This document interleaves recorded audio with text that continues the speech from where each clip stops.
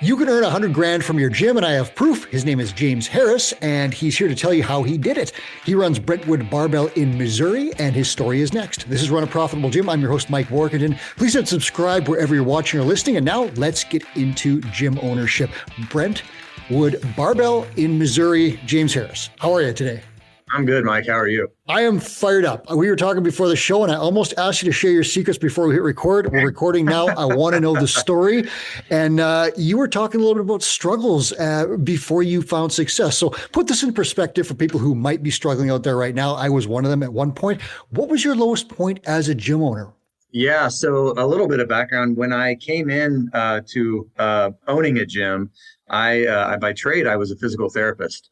And so I was already used to working with folks, and I knew that I wanted to do something in sort of health and fitness and in that space. And so I took the leap thinking this will be easy. No. And it turns out it's not easy. And so about 5 years or so into that process, it was somewhere around 2020, I kind of came to a point where I had this revelation, and I was struggling. We were paying our bills, but there really wasn't anything. There was more month than money. To make, if that makes sense. It sure does. I've been there. Yeah. And so I kind of just was sick of it. And so I decided then I had this epiphany that like going out of business isn't the worst thing. Staying in business and not making money is the worst thing. Yeah, you're right. Right. Because if you go out of business, you have time. You have time to build something new. You have time to start over. If you're just sort of in the middle and working your tail off and not making a profit, you don't have time or money. You can't see daylight at all. You're spinning plates, and it's a horrible feeling. You feel like you're trapped, honestly. It's pretty brutal. You're working all the time, and your boss is a tyrant, Yep. And, it's like there's no end in sight. So I got to that point, and I realized that something had to change, and it was probably within the year, somewhere around 20, maybe late 21, where I decided it's time to find somebody who's done this already, and let me just expedite the process. Okay, so that's when you hooked up with Two Brain? That's when I connected with Two Brain. And to be fully transparent, it wasn't the first time. I had done a call before, and, like in typical sort of like no sweat intro fashion, I was like, let's do this. And then I backed out. Okay, so I got to ask, why did you back out? And then what made you come back to it? Yeah, well, I think it was a combination of things. At first, I sort of thought that this is what I do. I know what I'm doing, or I sort of felt like I should be able to do this. And so I guess I would summarize that as ego to some extent. I found it very difficult to ask for help. And then, to be fully honest with you, I didn't have any money. Like I just didn't have any money to pay for a coach. And I thought, I can barely pay myself now. How do I pay someone else? And so it was really just a very short-sighted or narrow view of like the situation. I was only thinking about tomorrow, right? And so, that was when I decided that either I had to figure out how to make this thing work or just go be a physical therapist. Which is, a lot of people didn't have that in their back pocket, so to speak. So at any point I could have just said, you know what, I'm out, and I could have went and worked somewhere. And, I wouldn't have had a lot of what I love about owning a gym in terms of freedom and that, but I could have at least put more money in my pocket. Yeah. And there are a lot of people that were in that same spot, and that's the thing about gym owners who need help often don't have a lot of money coming along. And that's the really hard part. And the cool part about the mentorship program is that it's set up in the first stage to help you get quick wins and build momentum so that you can actually see like, okay, I'm not drowning in debt by piling more debt on as I'm paying for mentorship. I'm actually earning some money. Was that your experience? Did you find that once you started up, things started to move quick? They moved very quickly. Financially, I would say within, a year, the program had more than paid for itself, maybe a year and a half, but it was quick in terms of, and I'm basing that off of what our revenue sort of jumped when we started making these changes in the business. And so it was no time at all before it was like, wow, coaching, turns out, I coach for a living. Turns out this coaching thing works.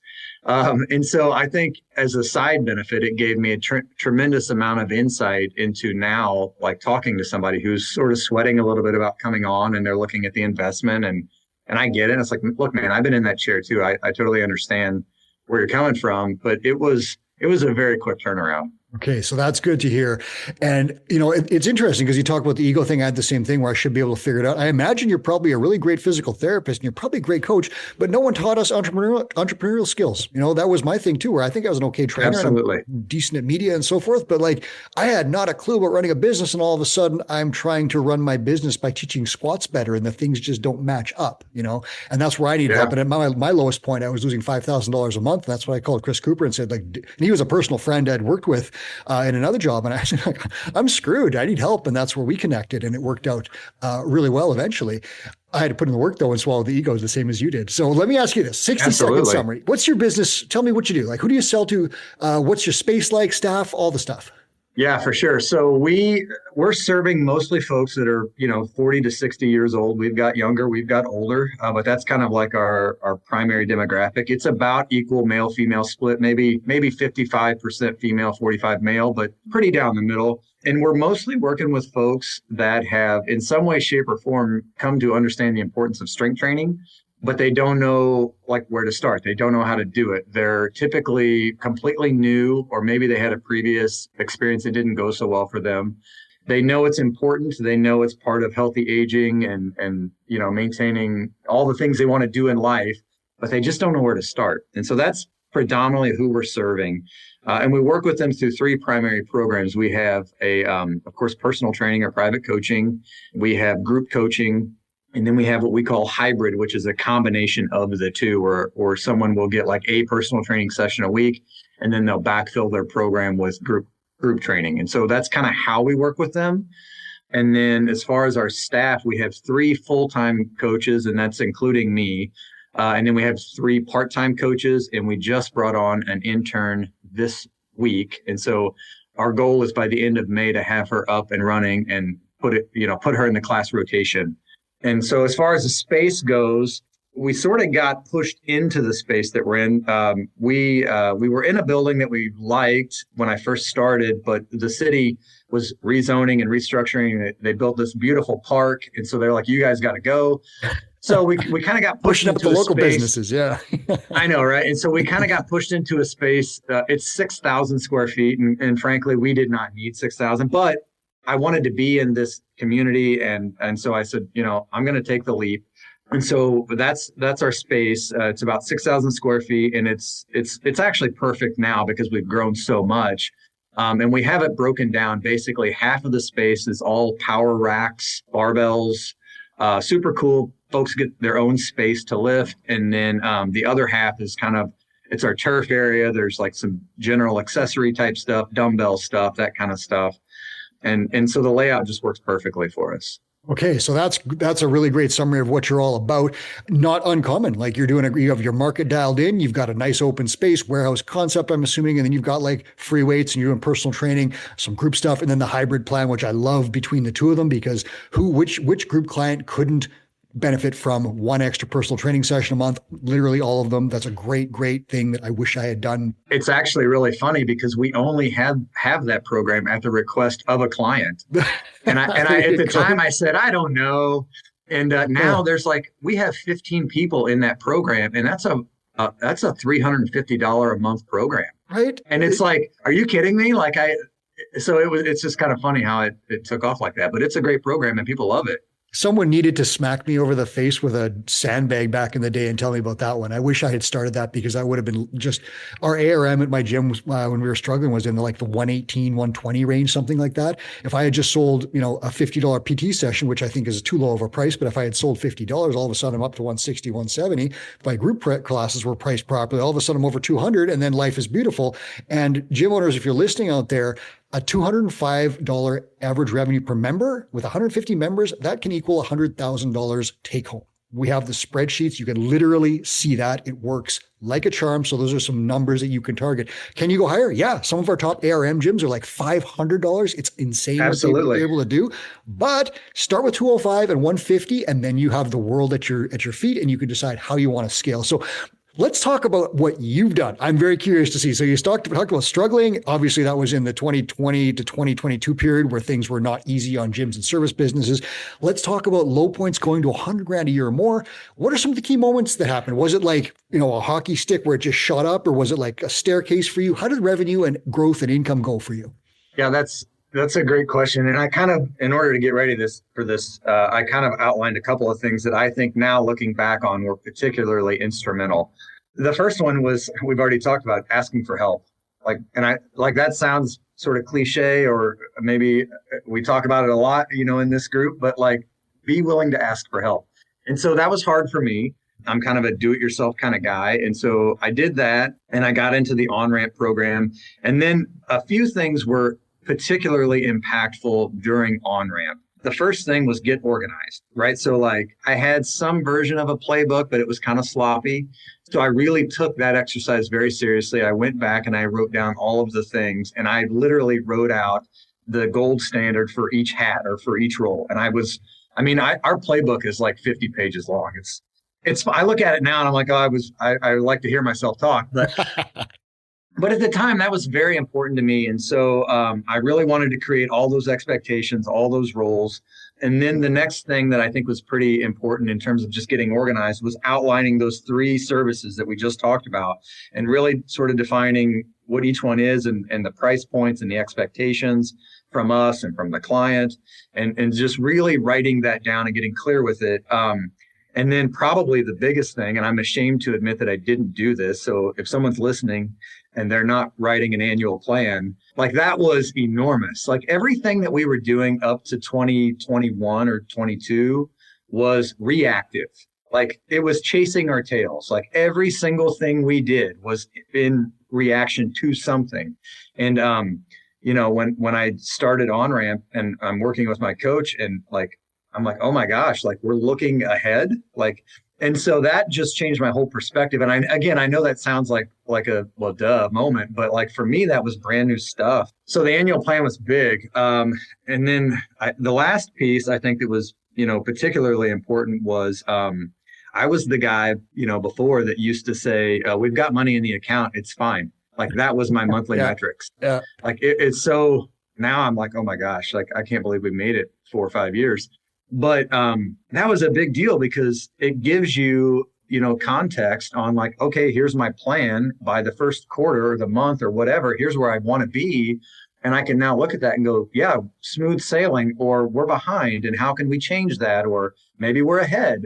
And I just didn't have any of that insight before I had a coach. And so I was terrified all the time, like, and so now when you have data, you're like, things are far more logical and rational and less reactive, which I cannot overstate the significance of that. Listeners, I'm going to give you 2 gifts right now that will help you out. If you are listening to James and saying, it kind of feels like me. First thing, you can get a sample P&L statement.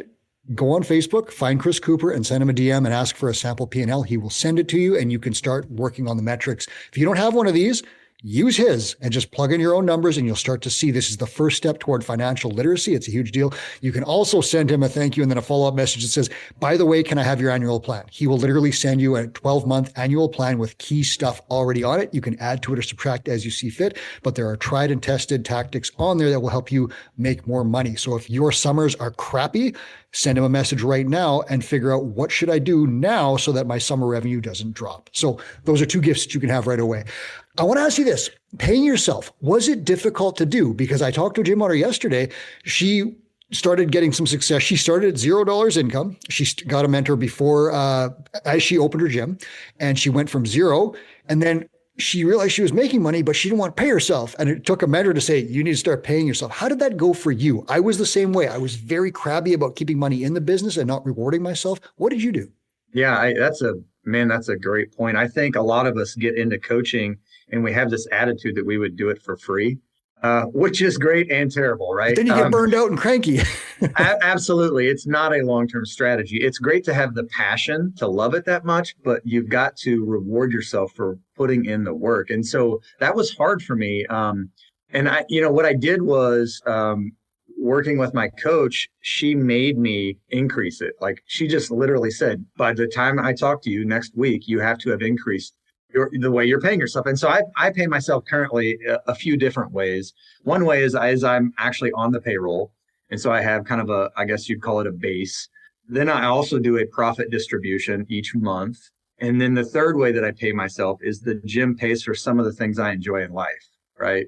Whether it's my truck payment or I go to another gym and practice jujitsu, my gym pays me to do, that kind of stuff. And so those are kind of the three ways that I pay myself. But it was hard. I'm not going to lie to you. And I think it's a combination of the fact that we just are so passionate about helping people that you kind of have this weird feeling about getting rewarded for it, because if you were like me, historically, you didn't get much reward. And then also, I think it's a confidence thing. Like I said, when I was sort of in that reaction mode and I didn't know what was coming up and I didn't know what the plan was, I was kind of prepared for the worst at all times. Like, it's okay if the account is this at this time of the month, because I know that the total month looks like this, and I don't need to freak out and not pay myself this week because we're in a certain place. And so it just gives you kind of the 10,000 foot view, if you will. And I just can't, I can't say how life-changing that was for me. So yeah, you need someone sometimes to tell you to pay yourself. And it sounds silly because there's other people like want more money, obviously, but I was the same way. I held stuff in the business and I didn't pay myself for anything. And it was just demoralizing after a while. There was no reward for it. And the reward was helping people, obviously, but like that didn't put groceries in, in the fridge, So that was the thing where what we'll do now, and the mentorship program has evolved a little bit over the last few years since you joined, where now when people come on, they're going to find ways to sell some stuff and price and create service packages exactly like you talked about right away. You're going to get some new members. You're going to drive up your ARM and you're going to take the pressure off by generating some revenue. At that point, once the fires are out, you're going to systemize your business. And that's exactly what you talked about, James, where you're making sure that everything runs properly. What is my intake? What is my retention? How are clients coming in? How long are they staying? What am I doing? How am I staffing? Playbooks, all that stuff. And then from there, and this is the stage where I think you're at now, is like you've hit some of your major targets. You're no longer putting out fires every day. Your business runs pretty well. You can then decide what else you want to do. And that's our stage 3, where you're like thinking, what is my perfect day? Is it like sitting on the beach and working for an hour and checking in? Or is it like opening a second business, replicating my original gym? What is it? And that's the whole progression now. But the whole goal is, if you're out there and you're struggling right now, the first stage is designed to put you on the launch pad and give you some breathing room by generating some momentum very quickly, and then systemize things so that you can like really start to scale up. So talk to me about how was a mentor? We've hit on this a couple of times, brushing, but obviously the direct question, how important was a mentor to make you do this stuff? Would you have done it even with the info? Like all this stuff is out there for free, would you have done this yourself without a mentor to tell you to do it? Well, I can answer that. The answer is no, because I had been following Two Brain the whole time I owned my business. Oh, so you saw the stuff but didn't do it. Oh yeah. And I would even download I would do all the stuff, right? I was checking in, I was reading the articles, I would go to the web, I was plugged in for sure. But A, it's really easy to miss a deadline with yourself, right? And then B, I didn't really understand how it all fit together, right? Like, it's like I can tell somebody, well, in order to get you stronger, we need to get your squat, your deadlift, and your overhead press up. How you specifically do that, like that's where the sauce is, right? Like that's the magic. It's like, okay, we know the things, like, okay, increasing revenue. Okay, but what does that mean? Like, and so just having somebody to sort of see it from the top down and explain, well, here's why we do the playbook. Here's why we define the services. Here's why you must raise your rates. By the way, that was terrifying. Here's, like... Did you lose all your clients? I got to ask, did you lose all your clients when you did? We didn't lose any. Well, actually, take that back. We did lose like 3 or 4, but our revenue shot up dramatically. We did that. It's been a couple years now, and we did a big increase. And I also, not only did I increase the dollar amount, I increased the unit of time. So we went from month to month to 28-day cycles. Oh yeah, okay. So all of that combined was like, that year we grew like 20%. And so your income grows right as a result of that. Right away, yep. Right? Yep. I mean, and not only that, you end up where let's say you did lose a few people, they were probably on the way out anyways. They were looking for a reason. Yeah. They were waiting, and the people that stuck around have a vested interest in you succeeding. They're there. They want you to win so they can win. And so you end up with a little bit tighter group. And people that are a little more sort of going in the same direction that you're going. And what I've learned is that, so often there'll be a little bit of like a like we just had like a group of people leave, like it was, and it's like we're just kind of heading in a different direction, and that like a couple of years ago that would have put me in a tailspin. And when I talked to my mentor just last week, I said, you know what? I said, I'm not nervous at all about this. And I was like, should I be nervous about this? And she's like, no. She's like, they were just going in a different direction than you. And that's okay. Yeah. Like it's all good. You know, they'll find what they need and we'll find who's on our mission, and it's all good. But that's, again, that all comes back to just having a plan, having a vision, having a mission, and then understanding how all those little pieces fit into that. Now, listeners know that we have a specific plan for rate increases. So when it's time to do that, figure out what percent are we going up? How are we rolling it out? What's the timeline? And then someone's going to hold you accountable and say, we're doing this week. And I've done it myself. It is very scary, but with the help of someone who has a plan, totally fine. And we have one mentor, one of our team members has done, I think it's 85 rate increases so far. And not one gym is shut down. Yeah, isn't that crazy? Greg Strauss is his name. Yeah, 85.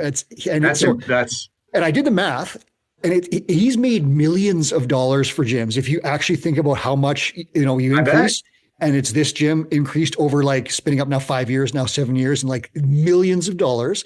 Not one of those gyms lost all their clients. Not one of those gyms went out of business because there's a plan. And that's what I'm getting, is that there is a plan for this stuff. And this, when you increase rates and reflect the value that you're providing to clients, that drops to your bottom line and you can make more as an owner.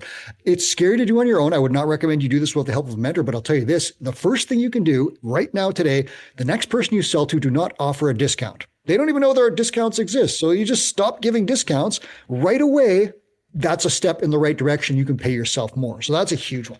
I won't dwell on that fact because we've got other shows about that. And I want to get back to James. So I'll ask you this, your next goals for this business. Now that you've got some stability, you're going forward with confidence, you've got a mentor. What are you looking to do next? What's the big jobs?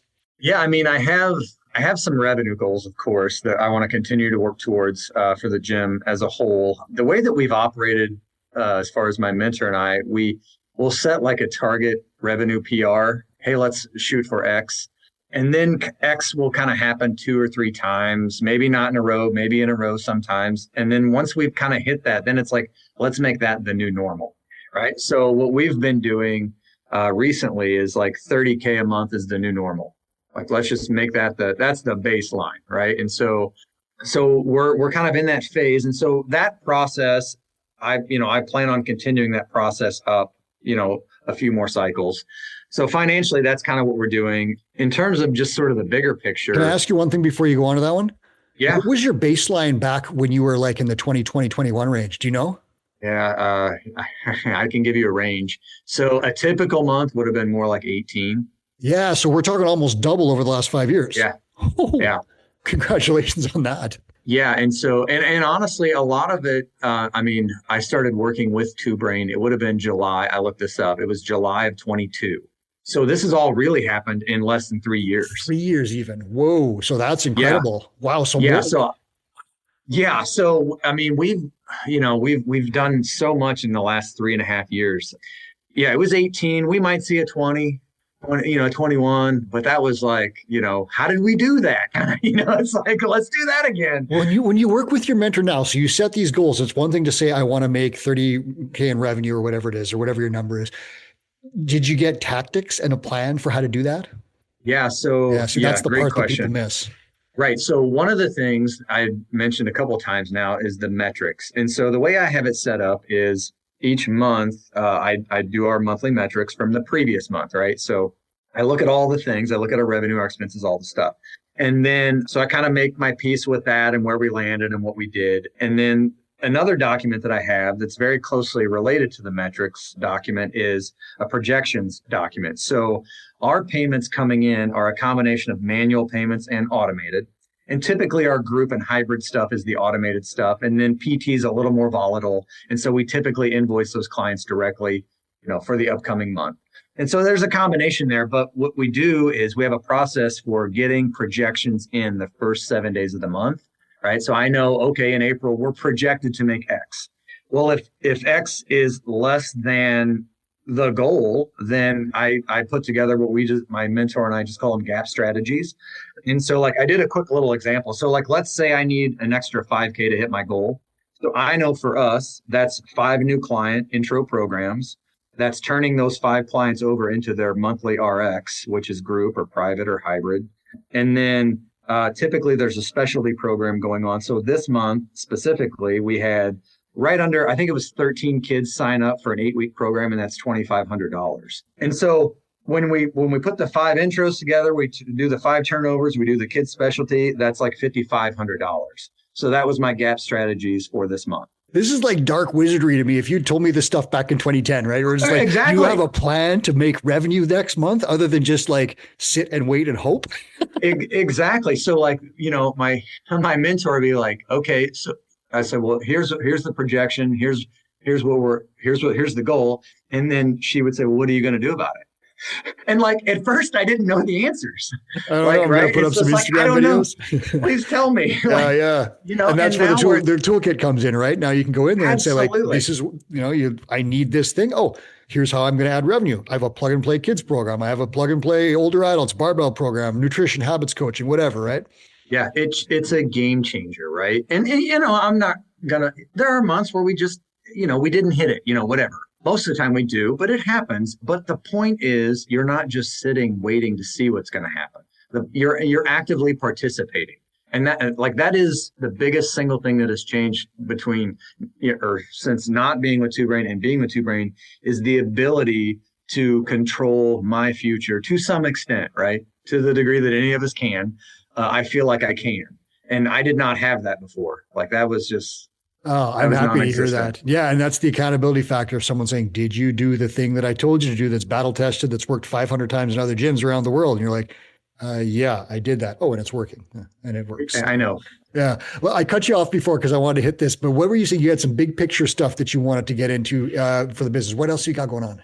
Yeah, for sure. I mean, the big picture stuff is a little murky, to be honest with you. What I've come to realize is the gym ultimately will be, I want the gym to be a springboard into other things. But I'm not sure specifically what those things are. I'm sort of interested in some real estate stuff. I'm sort of interested maybe in owning another small local business. Like that's kind of maybe enticing a little bit. So I don't know exactly, but I'm at a point now where I can start to see that it's possible to at least start looking or at least start thinking, right? I'm not consumed every single minute of every single day by keeping the lights on anymore. And so that really frees you up to do a little bit of like planning and dreaming and, that kind of stuff, which is fun. Yeah, it's pretty cool. And it's neat to see what some of we call them the tinkers. That's the tinker level gym owners. That's our call them stage 3, essentially, where they have this security. They're making about $100,000 and their businesses are running pretty much by themselves.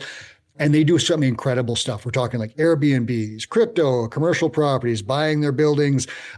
So one guy started a distillery, another guy started a sports beverage company. Like there's incredible stuff that happens in that group. And so when you have the time and money to do that, away you go. And then you start thinking about retirement, legacy building for kids, families, the whole thing. Some people just straight up retire and like there's all sorts of options, but that's where it gets to. So we've taken like the arc from you starting, struggling here, you're up at the other end. There are people out there that are at the beginning. And what would you say to someone out there who's thinking like, I am nervous about this. I'd love, to do better with my business, but I don't know how.